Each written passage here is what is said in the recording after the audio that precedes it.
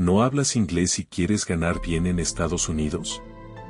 Escucha esto. Número 1. Drywall y pintura. Un instalador de drywall puede ganar entre 20 y $35 por hora. Y en proyectos grandes, se trabaja de lunes a sábado. Número 2. Landscaping.